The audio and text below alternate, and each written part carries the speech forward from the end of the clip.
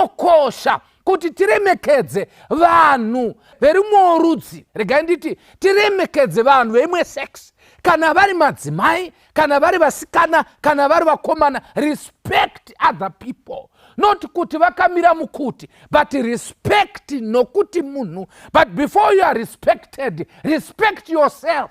Usati waremekedzwa nemunhu, iwe zviremekedze pachako kuti uremekedzeke nevanhu vane chiremerera, vanofanira kuremekedza umwe munhu. Iwe pachako kazvibata janki, uchizvibata uyanga, ndiani konga kuremekedza? The Bible is clear panapa. Akarwara, akatambura, nokuti pane munhu anga akazvichengeta. In other words, mukati meupenyu ukazvichengeta, Satani anogwara.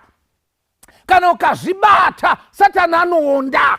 Kana ukachengetedza unhu hwako muzinda wadhiabhorosi, haugari zvakanaka. As I speak right now, Satani apinda mumachira. As long as wakazvibata, wakazvichengeta, dhiabhorosi anorwara, ari muintensive care. Noda kuvasikana vakazvichengeta, noda kuvakomana vakazvichengeta. Let me say this morning, kana ukazvibata, ukazvichengeta, watanga hondo naSatani. Haana kungorwara chete, akaronga strategy. That's number 2. Kana munhu waMwari wakazvichengeta, Satani akabhoekana newe, anoronga strategy yekuti akukanganise, akubvise pakutenda nekutendeka kwawakaita. Saka usarivara, usavata. Ziva kuti Satani akakutsamwira. Haade munhu anoramba tsvina, haafariri vanhu vanoramba kubuda panze.